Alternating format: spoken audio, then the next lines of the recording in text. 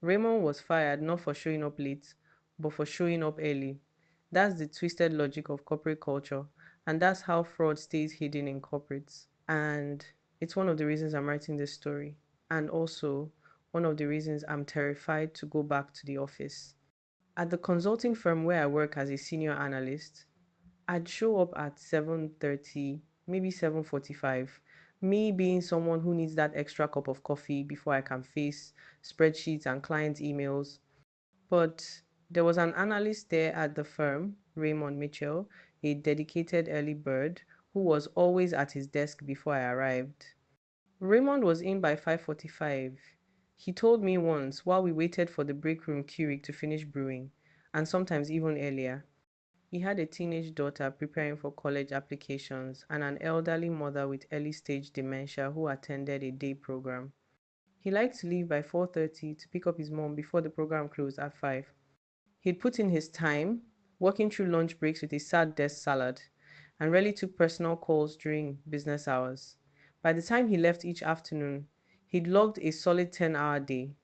Other analysts would stroll in at 8:30, 9, or even 9:30. They'd work until 5, then they'd linger by the water cooler, talking fantasy football, attend the sponsored happy hours where Clifford P. Richardson, our CEO, would make his rounds with that calculating smile, then sometimes drift back to their desk to send a few emails around 7 o'clock. They put in as much time as Raymond, maybe, but they understood something that Raymond did not.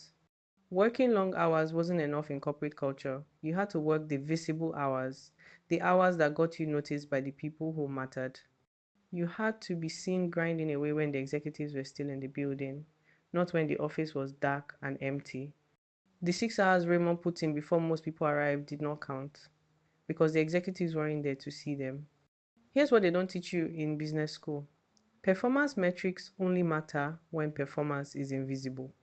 When executives can't see you working, they start to create narratives, and those narratives are rarely in your favor.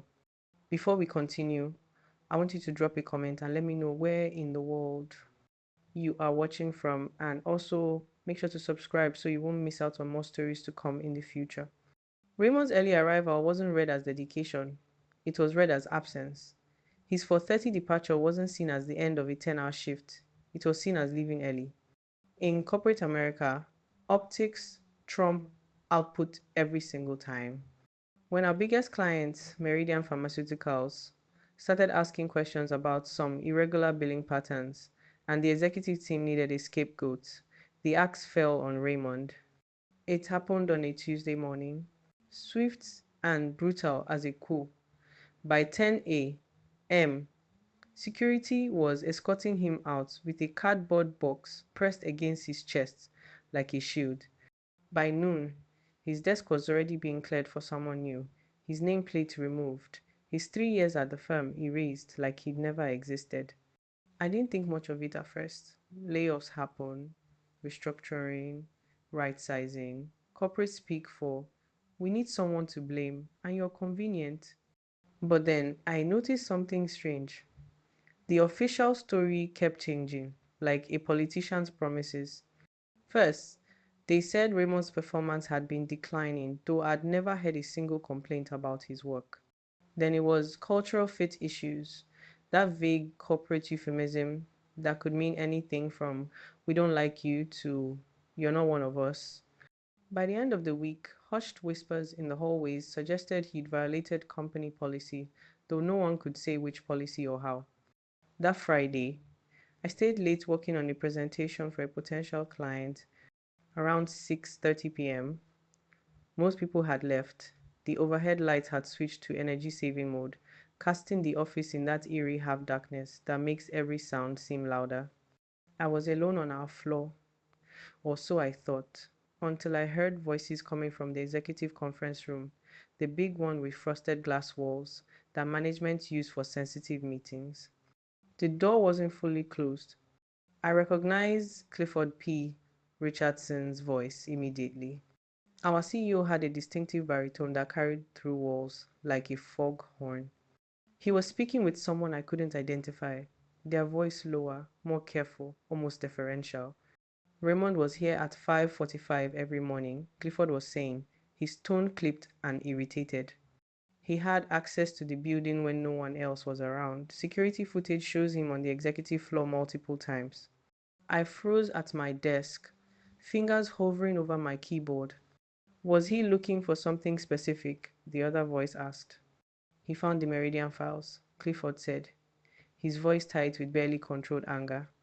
We don't know how much he saw, but his computer logs show he accessed the shared drive at 6:15 a.m. last Monday, right before the audit notice came in.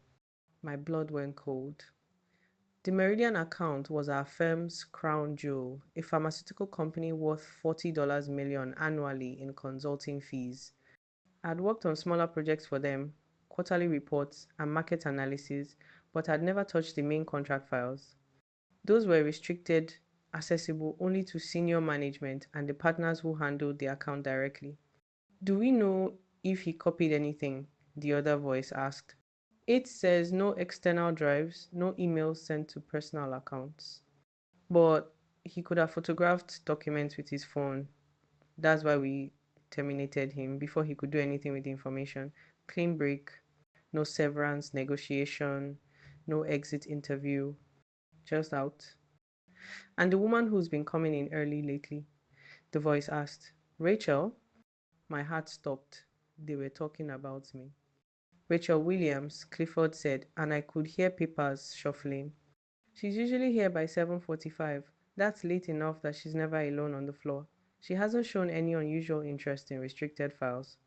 But we should monitor her access for the next few weeks, just to be certain. Flag anything outside her normal work scope. I barely breathed. My hand clutched my phone in my pocket, every instinct screaming at me to run, but I couldn't move without making noise on the tile floor. The conversation continued, but the words began to blur together as panic set in. Something about documentation irregularities and if the SEC gets involved, and plausible deniability. Legal terminology, fraud terminology, the kind of words that sent people to federal prison. When I finally heard them stand and move toward the door, I grabbed my laptop and rushed to the stairwell, abandoning my coffee mug and half-finished presentation. I took the steps two at a time down to the parking garage, my heels clicking against concrete like gunshots. I sat in my car for 20 minutes, hands shaking on the steering wheel, before I could even start the engine. That weekend, I couldn't stop thinking about Raymond, about how eager he'd been when he started 3 years ago, how he'd mentioned in the break room that this job was finally going to let him afford his daughter's college tuition without drowning in loans, how proud he was when she got accepted to Howard University, how he'd mentioned wanting to make senior analyst by year end, maybe even buy his mother a better assisted living situation, about how his early arrival wasn't ambition or brown nosing, it was pure necessity.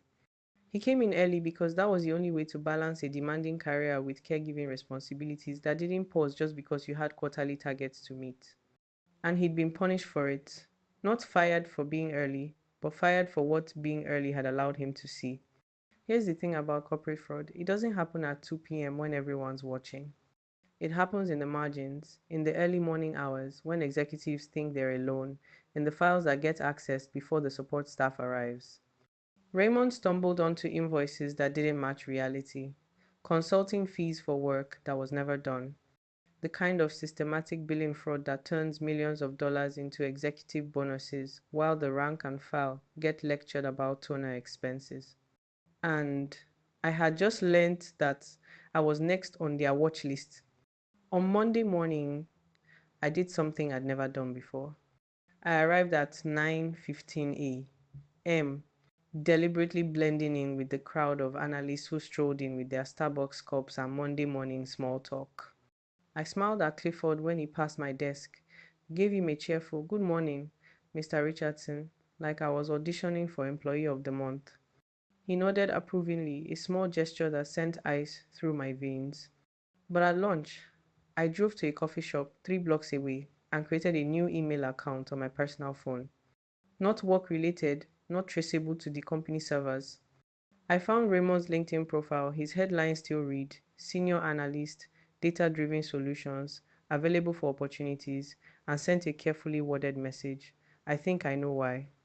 We should talk. Somewhere not monitored. He responded within an hour. Raise diner on 5th. Tomorrow, 1 p.m. Come alone. Don't use your work laptop or phone. And that's when I knew for certain that Raymond wasn't fired for arriving early. He was fired for what arriving early had allowed him to discover. And now I was standing at the exact same crossroads, trying to decide if I was brave enough to follow the truth wherever it led, or coward enough to keep my head down and pretend I'd never heard that conversation through the frosted glass. Tomorrow I'm supposed to meet Raymond. Today I have to go back to the office and pretend everything is normal. And I'm terrified of both. But I'm getting ahead of myself. To understand how I ended up eavesdropping on my own CEO discussing corporate fraud, you need to understand how someone like Raymond, someone good at his job, someone who did everything right except be visible at the right times, could disappear from a company in less than 4 hours. You need to understand the invisible architecture of corporate culture, the unwritten rules that matter more than the employee handbook, and how easy it is to become collateral damage when you're not playing the game you don't even know exists. Let me take you back to 3 weeks ago, before Raymond's desk was empty, before I knew what the Meridian files contained, before I understood that arriving early could cost you everything. It happened on a Tuesday morning, swift and brutal, like an execution carried out before dawn. I arrived at 7:45 a.m., my usual time, coffee in hand and still rubbing sleep from my eyes. But something felt off the moment I stepped off the elevator onto our floor. There was unusual activity, the kind that makes your stomach clench instinctively even before your brain processes why. Two security guards stood near Raymond's desk in the corner. Not our regular building security, these were different. Corporate security. The kind brought in for situations. They wore dark suits instead of uniforms, earpieces instead of radios, and their faces had that blank professional expression that said they'd done this before. Raymond was there too, standing awkwardly beside his desk while one of the guards watched him pack. His movements were mechanical, almost robotic, as he placed a framed photo of his daughter into a cardboard box that looked far too small for 3 years of a person's professional life. I froze at my own desk, 20 feet away, but separated by a glass partition that suddenly felt like I was watching a car accident through a windshield, unable to look away, unable to help. By 10 a.m., it was over. I watched through that glass partition as the security guards flanked Raymond on either side, escorting him toward the elevator. He held the cardboard box pressed against his chest like a shield, or maybe like a child clutching a teddy bear. His face was the worst part, shocked, pale, confused. The expression of someone who'd just been blindsided by a freight train they never saw coming. He caught my eye as they passed. Just for a second, I saw him open his mouth like he wanted to say something, but one of the guards touched his elbow and he kept walking. The elevator doors closed, swallowing him whole. And just like that, Raymond Mitchell was gone. Layoffs, I told myself, settling back into my chair with trembling hands. It happens. Restructuring, budget cuts, the market's been volatile. The corporate mantras we tell ourselves to make sense of the senseless, to convince ourselves it won't happen to us. But by noon, Raymond's desk was already being cleared for someone new. Facilities came through with startling efficiency, removing his nameplate, wiping down his monitor, boxing up the few personal items he'd left behind. IT showed up with laptops and cables, their faces carefully neutral. By 12:30, a young analyst I didn't recognize was being shown to the desk by HR, all smiles and eager handshakes. The speed was unusual. Companies don't replace people that fast, not unless they'd already planned the replacement before the firing. Did you hear? Marcus Chen appeared at my desk during lunch, his voice low and urgent.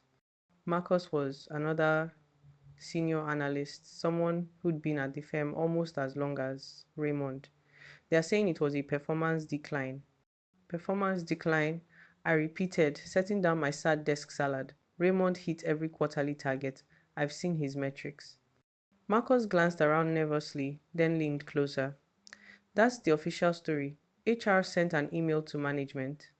But I heard from someone in accounting that it's about budget cuts. Meridian's contract is up for renewal, and they're cutting costs to make the margins look better. Something about that explanation didn't sit right, but I nodded anyway. Makes sense, I guess. Yeah, Marco said, but he didn't sound convinced either. Just be careful, Rachel. Keep your head down. Hit your targets. Make sure people see you working. That evening, I went home feeling unsettled in a way I couldn't quite articulate. I kept seeing Raymond's face, that shocked, pale confusion, the cardboard box pressed against his chest. Kept thinking about how quickly his desk had been erased, how efficiently the company had removed all traces that he'd ever existed. For the first time in my 8 years at the firm, I felt a creeping anxiety about my own job security.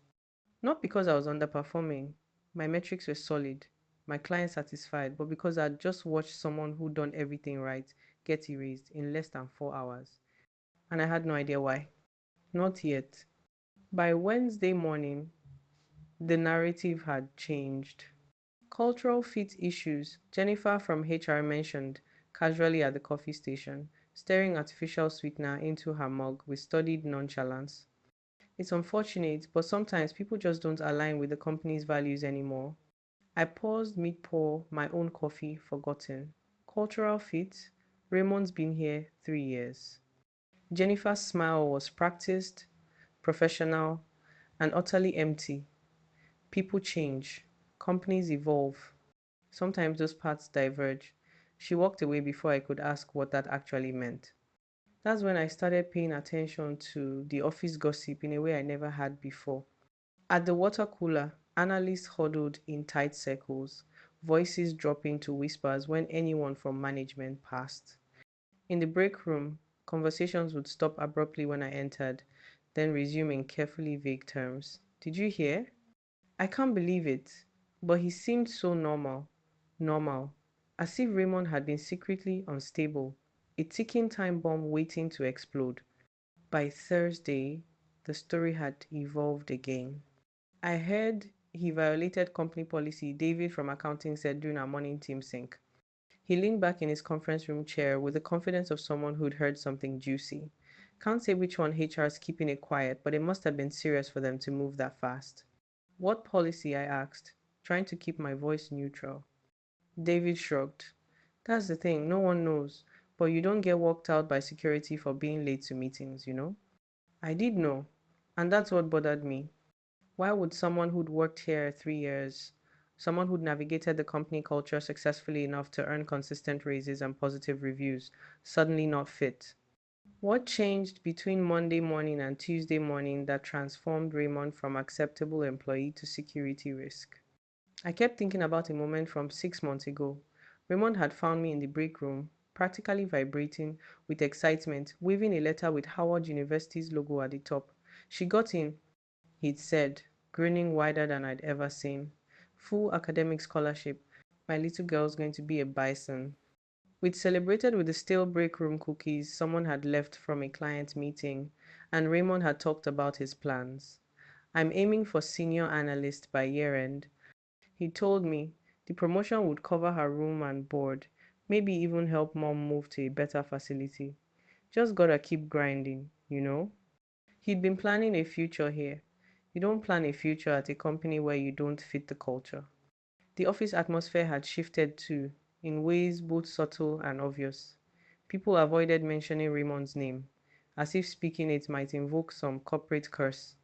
His old desk, occupied now by the eager new hire, looked eerily pristine, as if Raymond had never existed at all.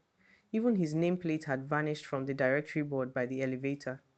On Thursday afternoon, I watched through the glass partition as two IT specialists descended on Raymond's old workstation. They didn't just wipe his computer, they performed what looked like digital forensics, pulling the hard drive entirely, checking cables, and photographing serial numbers. The thoroughness felt excessive for a standard termination. It felt like an investigation. Something was being covered up. I could feel it in my bones, in the careful way people edited their conversations when management appeared, in the speed with which all traces of Raymond were being systematically erased. Friday morning, I found his coffee mug in the break room cabinet behind the tea bags where hardly anyone looked. White ceramic with "World's Best Dad" printed in blue letters, a gift his daughter had probably given him years ago. He must have forgotten it in the chaos of being escorted out. I looked around the empty break room, then slipped the mug into my cardigan pocket. At my desk, I hid it in my bottom drawer under a stack of old reports. I couldn't have explained why keeping it felt important, only that letting it get thrown away felt like erasing the last proof that Raymond Mitchell had ever been here. That afternoon, I made a decision that would change everything. I would stay late Friday to catch up on a client's presentation. Just me, a quiet office, and maybe some answers about what really happened to Raymond. I had no idea what I was about to overhear. Friday, 6:30 p.m. The office had that peculiar stillness that only comes after everyone else has left for the weekend. The overhead lights had switched to energy saving mode, casting everything in a dim, almost ghostly half light. I sat at my desk working on the Morrison client's presentation, my fingers moving across the keyboard more from muscle memory than conscious thought. Most people had fled by 5:30, eager to start their weekends. The silence should have been peaceful. Instead, it felt oppressive, like the building itself was holding its breath. That's when I heard the voices. They came from the executive conference room, the large one with frosted glass walls at the end of our floor, the one reserved for board meetings and sensitive discussions. The door wasn't fully closed, and sound carried in the empty space like ripples across still water. I recognized Clifford P. Richardson's voice immediately. Our CEO's distinctive baritone was impossible to mistake, authoritative and clipped. He was speaking with someone else, a second voice that was lower, more careful. Legal counsel, maybe, or the CFO. Raymond was here at 5:45 every morning. Clifford was saying, irritation bleeding through his professional tone. He had access to the building when no one else was around. Security footage shows him on the executive floor multiple times. I froze, my hands hovering motionless over my keyboard. Was he looking for something specific? The other voice asked. He found the Meridian files. Clifford's voice went tight, controlled anger wrapped in executive composure. We don't know how much he saw, but his computer logs show he accessed the shared drive at 6:15 a.m. last Monday, right before the audit notice came in. My blood went cold. Meridian, the crown jewel of our consulting practice, a pharmaceutical company worth $40 million annually in fees. I'd worked on smaller projects for them, quarterly reports, market analysis, but the main contract files were restricted, accessible only to senior partners. Do we know if he copied anything? The second voice asked. IT says no external drives, no emails sent to personal accounts, but he could have photographed documents with his phone. That's why we terminated him immediately. Clean break, no severance, negotiation, just out. My heart hammered against my ribs. This wasn't about budget cuts or cultural fit. Raymond had found something, something bad enough to get him fired in 4 hours. And the woman who's been coming in early lately, the voice asked. Rachel? Time stopped. My breath caught in my throat. They were talking about me. Rachel Williams, Clifford said, and I heard papers rustling. She's usually here by 7:45. That's late enough that she's never alone on the floor. She hasn't shown any unusual interest in restricted files, but we should monitor her access for the next few weeks, just to be certain. I couldn't breathe. My hand clutched my phone in my cardigan pocket, every muscle in my body screaming at me to run, but I couldn't move. Any sound would give me away. Any movement would reveal I'd been listening. The conversation continued, fragments bleeding together through my panic. Documentation irregularities, if the SEC gets involved. Plausible deniability. Then I heard chairs scraping. They were standing. They were about to leave. I grabbed my laptop and bolted for the stairwell. abandoning my coffee mug and half-finished presentation. My heels clicked against the tile floor like gunshots in the silence, but I couldn't stop. Down the stairs, two at a time, my laptop bag banging against my hip, through the parking garage door, into my car. I sat there for 20 minutes, hands shaking on the steering wheel, unable to start the engine, unable to process what I'd just heard. Raymond hadn't been fired for arriving early. He'd been fired for what arriving early had allowed him to see, and now they were watching me. Saturday morning arrived without sleep. I'd been staring at my bedroom ceiling since 5 a.m., watching shadows shift as dawn crept through my blinds. Every car that passed outside made my heart jump. Every notification pinging on my phone felt like surveillance. Was my phone monitored? My laptop? Had they already flagged my internet searches, tracked my movements, analyzed my behavior for signs of disloyalty? I kept thinking about Raymond with new understanding now. How eager he'd been 3 years ago when he joined, talking about building a stable future for his daughter. His early arrival hadn't been about impressing anyone or climbing the corporate ladder faster. It was necessity the only way to balance a demanding career with caring for his aging mother, with being present for his daughter's college prep, with being the parent and son his family needed. And he'd been punished for it. Not fired for being early, but fired for what being early had allowed him to discover. By Saturday afternoon, I couldn't take the silence anymore. I opened my personal laptop, not the work one, never the work one, and searched for information about Meridian Pharmaceuticals. Public information only, recent FDA approvals for a breakthrough cardiac medication, stock price climbing steadily, glowing profiles in business journals about their innovative approach to drug development. Nothing that explained why Raymond accessing their files would trigger a firing that's swift and brutal. What had he found in those restricted folders? What irregularities were worth destroying a man's career to protect? Sunday brought no clarity, only an impossible choice that kept cycling through my mind. Option 1: pretend I'd heard nothing, keep my head down, arrive at the safe times, play the visibility game, and hope they'd eventually stop monitoring my access. Option 2: quit immediately. No explanation, no questions, just walk away from 8 years of building my career to senior analyst. Option 3: find Raymond, learn what he'd discovered, decide what to do with the truth. Fear pulled me toward option 1. Moral obligation pulled me toward option 3. Self-preservation screamed for option 2. I thought about my own family, the student loans I was still paying off, the reputation I'd carefully built in the consulting world. 8 years of 70-hour weeks and missed holidays, and proving myself in rooms where I was often the only black woman at the table. Could I really throw that away on suspicion of fraud I couldn't even prove? But could I keep working for a company that would fire a good man for stumbling onto their crimes? Sunday evening found me at my kitchen table, laptop open, typing and deleting a resignation letter for the fourth time. The cursor blinked accusingly at the salutation. Dear Mr. Richardson. I closed the laptop. Tomorrow I will find Raymond, and then I'd decide if I was brave enough to do the right thing. Monday morning, I did something I'd never done in 8 years at the firm. I arrived at 9:15 a.m. I stepped off the elevator into a completely different world than the quiet office I knew. The floor buzzed with activity analysts clustered around desks discussing weekend plans, executives making their rounds with coffee cups, the hum of visibility and performance filling every corner. I blended into the crowd, just another body among the morning rush. Clifford passed my desk at 9:30.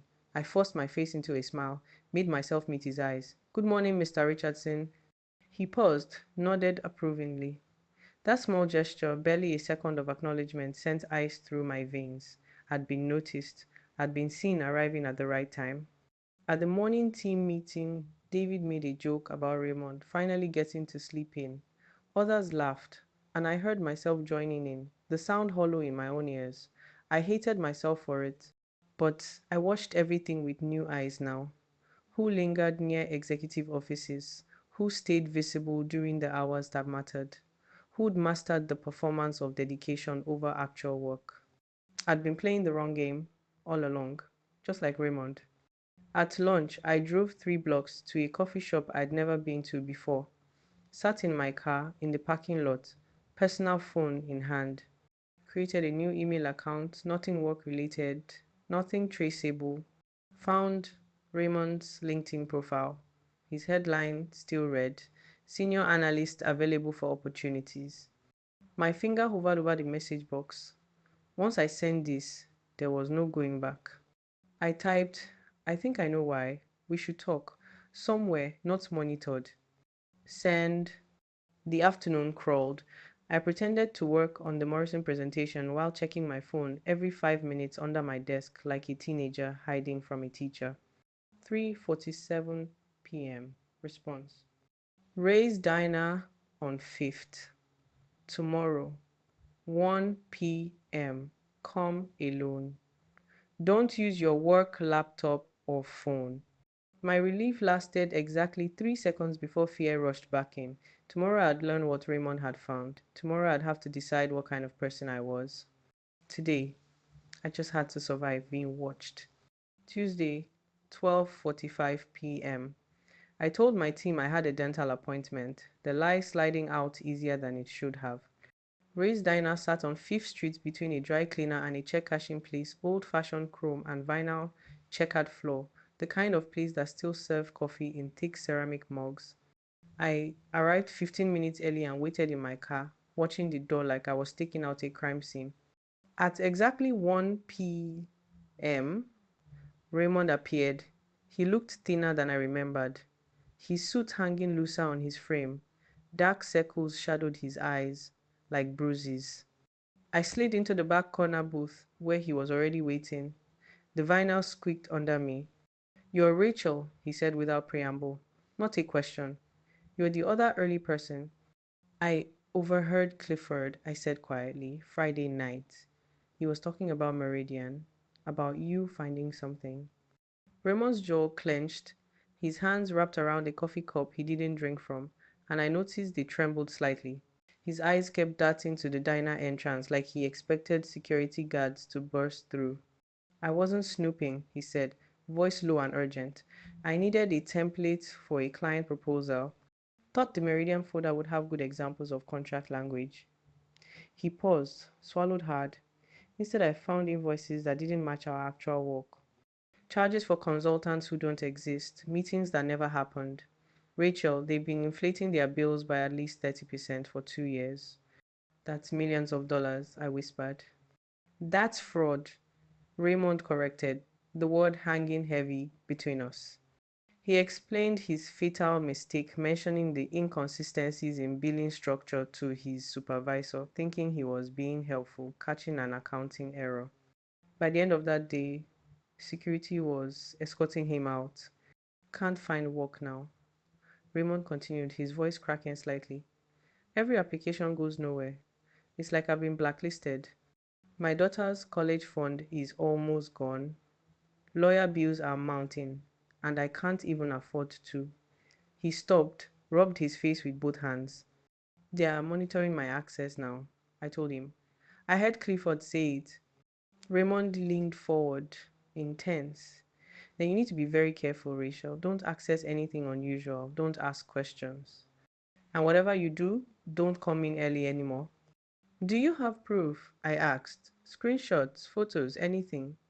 His head shake was defeated. They wiped everything. I was stupid. I should have taken photos with my phone when I first saw the discrepancies. But I thought I was reporting a mistake, not uncovering fraud. So what do we do? Raymond's laugh was bitter. We? Rachel, these aren't just greedy executives cutting corners. They're dangerous.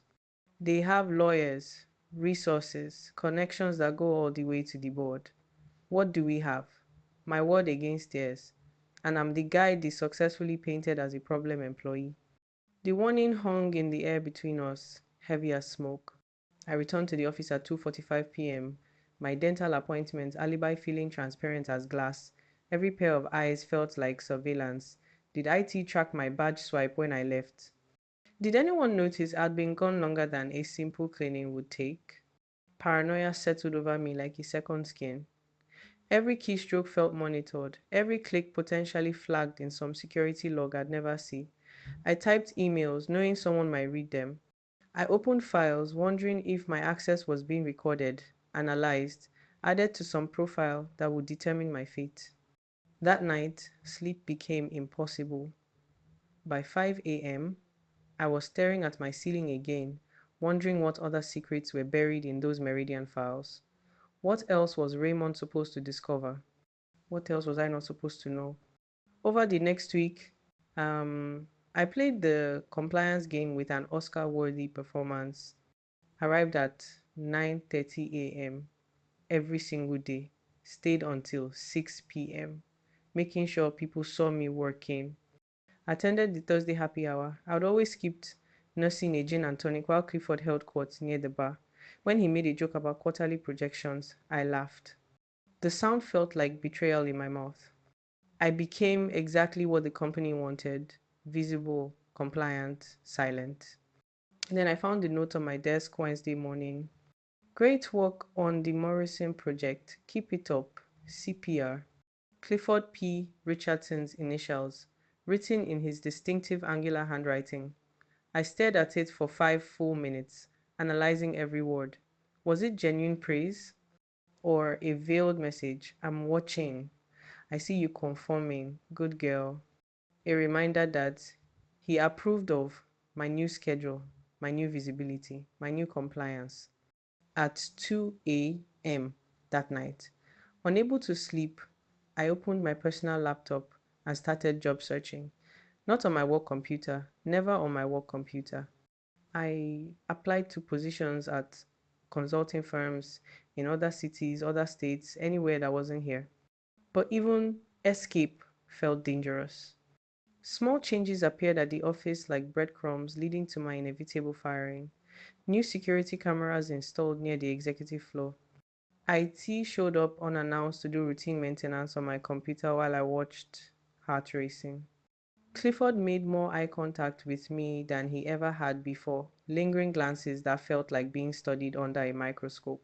Thursday afternoon, I locked myself in a bathroom stall and had a full panic attack, my chest constricted, breath coming in sharp gasps, hands shaking so badly I had to grip the walls. I forced myself to breathe slowly, in for 4, hold for 4, out for 4, until the world stopped spinning. Then I fixed my makeup, straightened my blazer, and walked back to my desk with a smile intact. I'm too much of a coward to do anything about it, I whispered to my reflection in my dark computer screen. The psychological toll was crushing. Anxiety hummed constantly beneath my skin. Insomnia became my default state. Every moment required vigilance in what I said, where I looked, who I talked to, when I arrived and left. I missed the early morning quiet, the peaceful hours when the office was mine alone. I missed feeling safe at work, but I was trapped in an impossible position. Couldn't leave without raising suspicion, couldn't stay without compromising everything I believed in. Tomorrow was the quarterly presentation to the executive team. Tomorrow, Clifford will be watching, and I still hadn't decided if I was brave enough to be anything other than compliant. The day arrived like an execution date. I woke at 4 a.m. My heart was already racing, and I never went back to sleep. Got ready with trembling hands, rehearsing my talking points in the bathroom mirror until the words lost all meaning. My reflection looked hollow, unfamiliar. I arrived at 9 a.m., still maintaining my safe schedule, still playing the game. The executive conference room felt like a courtroom.